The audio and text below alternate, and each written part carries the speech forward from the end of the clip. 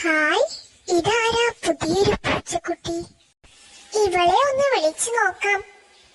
എടി, നീ എവിടുന്നാ വരുന്നത്? നിന്നെ ആദ്യമായാണല്ലോ